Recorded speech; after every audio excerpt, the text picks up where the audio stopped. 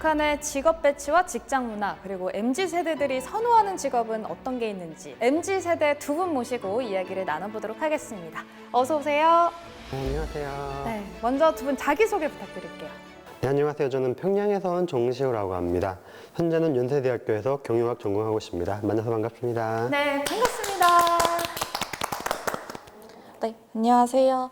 저는 북한의 함경북도에서 왔고요. 현재는 동국대학교에 재학 중인 최윤서라고 합니다. 반갑습니다. 네, 반갑습니다. 네, 저희가 이제 시작하기에 앞서서 먼저 두 분한테 여쭤볼게요. 직업 배치를 받아보신 적 두 분은 있으시죠?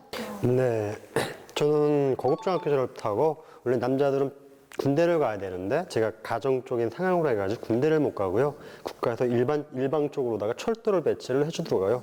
그래서 철도 제가 생활을 해본 적도 있고요. 그리고 이경제 다닐 때 회사 생활도 해본 적이 있습니다. 저는 이제 간호사학교 졸업을 했는데 원래 그러면 큰 병원에 가고 싶고 그랬는데 이제 작은 시골 병원으로 배치해줘가지고 어쩔 수 없이 작은 병원에서 그렇게 근무했던 적이 있습니다. 두 분이 이제 북한에서 직업 배치를 받았으면 그 당시에 직업 배치가 어떤 식으로 되는지 잘 알고 있을 것 같은데 남자 같은 경우에는 고급중학교 졸업하면 10년째 군대를 가기 때문에 정확히 직업을 선호한다기보다 당이 바라는 것으로, 국가가 원하는 것으로 가는 게 아닐까요?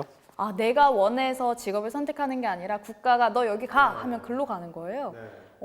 이제 평양에 계셨었다고 얘기를 들었는데 또 함경북도에 계셨었잖아요. 이게 평양이랑 함경북도랑 좀 차이가 있는지 어때요? 아무래도 이제 강제 배치되는 건 똑같고요. 네. 평양도 그런지 잘 모르겠어요. 근데 저희 같은 경우는 보면 이제 부모님이 직종으로 자식들이 배치되는 경우가 대부분이거든요. 예를 들면 이제 부모님이 농장이나 철도에 다니셨으면 자식들도 꼭 이제 농장이나 철도에 가야 되고 강산에 다니시던 그런 집 자녀들은 이제 강산에 배치받고 그러는 것 같아요. 대부분이. 그렇구나. 두 분 얘기를 종합을 해서 보면은 이제 남한에서는 내가 하고 싶은 일을 선택해서 하는데 이제 북한에서는 직업 선택보다는 말씀드렸던 것처럼 직업 배치 이 단어가 적합하다라는 생각이 드는데 이제 제가 조사를 하다 보니까 이런 기사를 봤어요. 어렵고 힘든 건설 현장에 청년들이 집단적으로 탄원했다. 이런 북한 당국의 선전도 자주 등장하는 걸 봤는데 북한의 MZ세대가 이런 집단 탄원에 대해서 인식을 어떻게 하고 있는지 그게 궁금해요. 어때요? 제가 학교 졸업할 때 저 또래 남자 학생들이 막 북한의 그 강원도 연소의 최전련 군부대 1군단하고난에 집단 탄원을 한 적이 있어요. 네. 직접 경험을 하셨구나. 네. 그래서 저는 그때 다행히 집단 탄원에서 빠졌죠. 그래서 이것도 집단 탄원하는 것도 부모님이 빽이 있거나 하게 되면 집단 탄원에서 빠질 수도 있거든요. 그래서 잘못 걸리게 되면 연도를 잘못 만나거나 저처럼 하게 되면 집단 탄원을 당할 수밖에 없죠. 근데 집단 탄원이라는 것도 여기서는 그렇게 나쁘게 생각할 줄 모르겠는데 북한에서는 집단 탄원을 하게 되면 그래도 그렇게까지 나쁘게 생각하지는 않은 것 같아요. 윤서 씨는 이런 비슷한 경험이 있으신가요?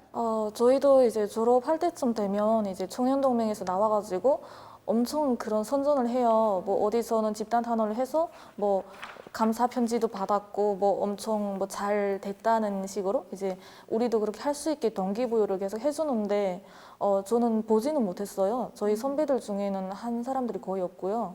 근데 이제 개별적으로 나는 좀 입당을 하고 싶고 어려운데 지원했다는 자체가 이제 한 줄 수팩이 되니까 그걸 바라고 이제 덜격대나 그런데 이제 자원 입대하는 친구는 봤거든요. 좀 뭔가 스펙을 노릴 수도 있고 또 그게 아니면 이제 강제 배치되는 경우도 있어요. 네. 어쨌든 집단 탄원이나 직업 배치 이런 얘기를 우리가 해봤는데 이제 일하는 사람 입장에서 생각을 해보면 하루에 8시간씩 내가 원하지도 않는 일을 하려고 하면 사실 의욕이 안 날 것 같거든요. 이런 게 좀 얘기를 들어보니까 쉽지 않겠다라는 생각도 들고 이제 직장 문화를 한번 들여다보면 요즘 남한에서는 이런 주제들이 좀 화두가 되고 있잖아요. 직장 내 갑질, 그런 문화가 북한에도 있는지 궁금해요. 아무래도 이제 북한이 조금 더 경직된 사회잖아요. 그래서 이제 수직 문화가 엄청 심하고요. 그리고 그런 거 있잖아요. 어디 조그만 게, 어디 신입이 이러면서 약간 무시하고 이런 네네, 뭔가 라떼는 이런 영어가 없다 뿐이지 오히려 그런 갑질보다는 좀 더 심한 것 같아요. 아, 라떼는 열했다 이런 게 네. 북한에도 있구나. 막 그 간부가 이제 뭐 집에 김장이나 이런 집에 뭐랄까 힘든 일 같은 걸 이제 하급한테 시키는 경우도 많고요. 사적인 거 시키면 안 되잖아요. 네, 그래서 오히려 한국보다 좀 심한 것 같아요. 직장 내 갑질 북한에도 있다라고 얘기를 해줬는데 꼰대 이런 문화도 있어요? 저도 뭐 북한에서 회사 생활을 해본 경험이 좀 있어요. 그때 회사 생활할 때 보니까 뭐 겨울 되게 되면 북한에서 이제처럼 석탄, 구멍탄 장만을 하거든요. 그럼 뭐 회사의 회사 사장이라든가 뭐 지배인, 당비서 이런 사람들 집에 갈 거를 작업받는 데서 제일 나이 어린 사람들이 와가지고 기업들에서 다 찍어요. 구멍탄을. 그리고 또 차에 실어서 다 날라다주고. 근데 그게 철지가 돼 있고요.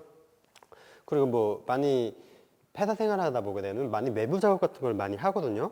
그러면 가서 뭐 어린 사람이면 허리 아플 수도 있는 거고 어린 사람이 힘들 수도 있는 거잖아요. 근데 어린 놈이 무슨 허리가 있다고 허리 아프다고 하냐. 그리고 뭐 이 꼰대 문화. 네, 좀 힘들어서 쉬려고 하게 되면 뭐 나 때는 뭐 호랑이도 잡았어 뭐 이러면서 아니, 그런 직장 내 분위기는 뭐 남한에서도 사실 우리 윗세대 같은 경우에는 이제 자기보다 어린 사람들한테는 그런 얘기들을 많이 하니까 좀 비슷한 것 같다라는 생각이 드는데 저희가 이제 북한에서의 뭐 직업에 대해서 얘기를 하고 있는데 갑자기 궁금한 게 생겼어요.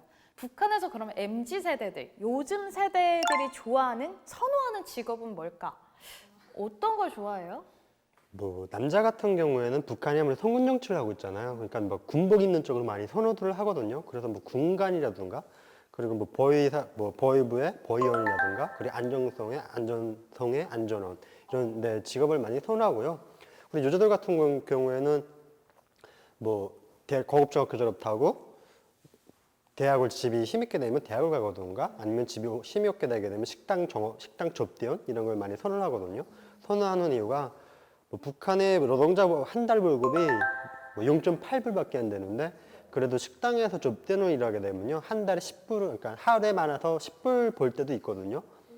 네, 그리고 또 외국에 이제처럼 식당 접대로 나가서 일할 기회도 주기 때문에 그래서 그런 직업을 많이 선호하는 것 같아요. 외국이라면 어디? 뭐 중국, 중국? 네, 중국이나 러시아 쪽에 많이 나가요. 러시아 네, 쪽. 많이 나가죠. 그리고 최근에는 이제 개인 회사 타이틀은 이제 국영기업소인데 개인이 투자해서 이제 개인 사업장처럼 일을 하는 곳이 많거든요. 그런데 가면 이제 좀 월급도 받고 할 수 있어서 이제 최근에 저희 또래는 서비스직이나 판매직으로 그런 데 가기를 선호하는 것 같아요. 네, 두 분이랑 오늘 뭐 북한의 MZ 세대에 대해서 많이 이해를 할 수 있었던 그런 시간이었던 것 같은데 북한에서도 앞으로는 본인이 하고 싶은 일을 할 수 있는 그 직업 선택의 기회가 앞으로 더 많았으면 좋겠다 이런 생각이 들었습니다. 오늘 MZ 세대 두 분과 함께했습니다. 고맙습니다. 감사합니다. 감사합니다.